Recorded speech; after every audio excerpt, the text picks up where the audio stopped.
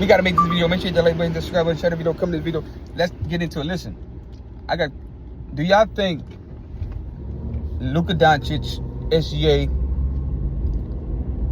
in this group of core scorers, Maxey is better than Kobe, Allen Iverson, LeBron, and D Wade, and them? Do you believe that the early 2000s, late 90s, mid 2000s, you think what they doing today? You think Luka Doncic is the greatest?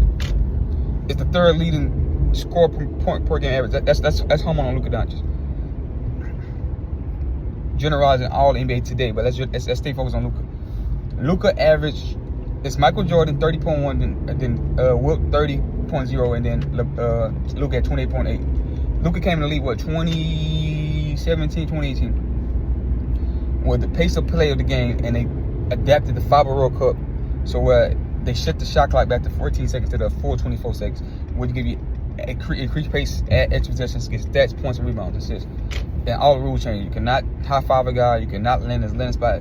You cannot kick test jump shots. And in the evolution of basketball, the 3-point line, there's no bigs in the paint. Inflation at all-time high in the NBA. You think that this era, and I want to say this, I want to preface this.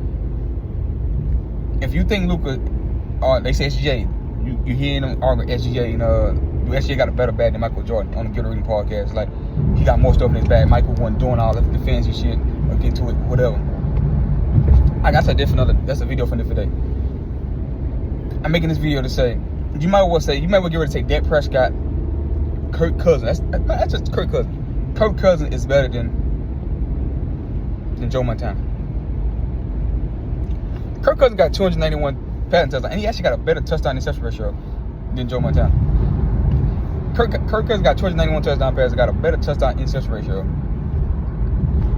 than Joe Montana. Joe Montana got 273. I think he's 2-1 every touchdown he throw, right? 273 touchdowns.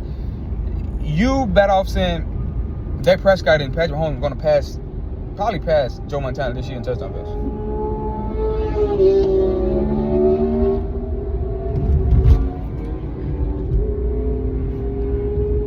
I pause, so I want y'all to think about that.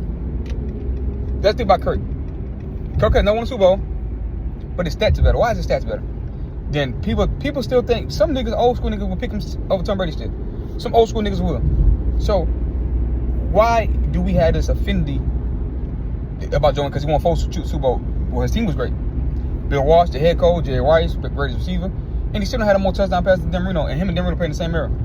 Dan Marino got the 420 touchdowns. He was the all-time leading touchdown go-getter, passing, until Brett Favre broke it, Peyton broke it, and then Tom broke it. So, Dan Marino played in the era with Joe Montana. So why Joe Montana couldn't get to 300? Like, that's why Tom Brady and Joe Montana, it's not even a discussion, debate. It's not a debate. Tom Brady, laps him in every category. The only thing Joe got going for him that's really great and is special is he's 4-0, and he never threw an interception in the Super Bowl. But he's on a great team. Besides the point.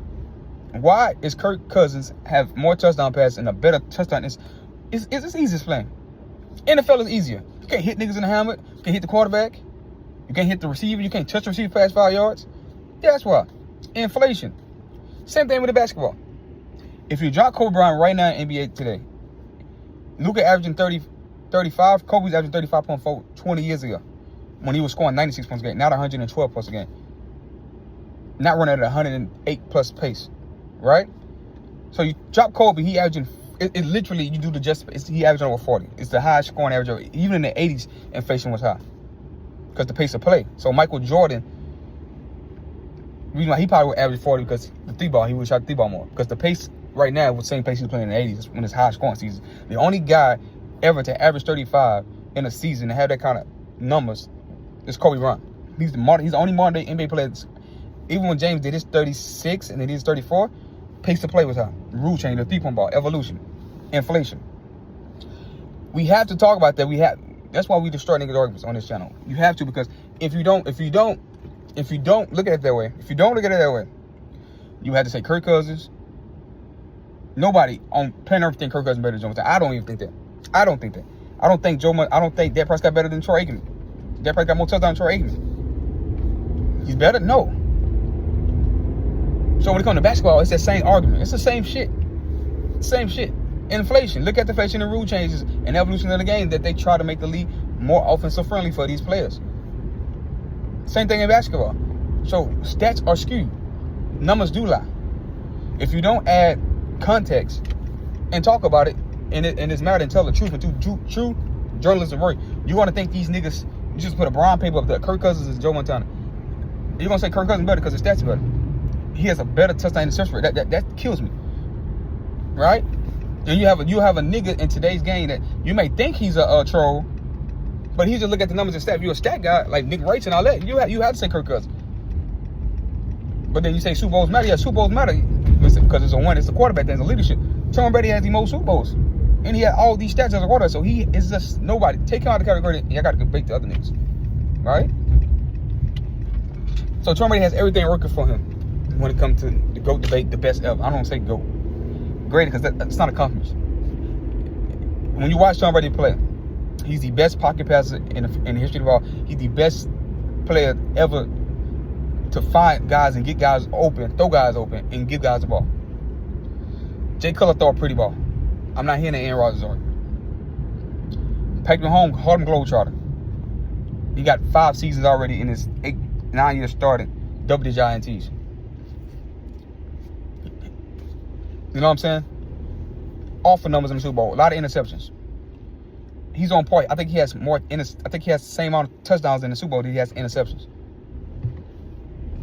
Not very good when he plays against good teams.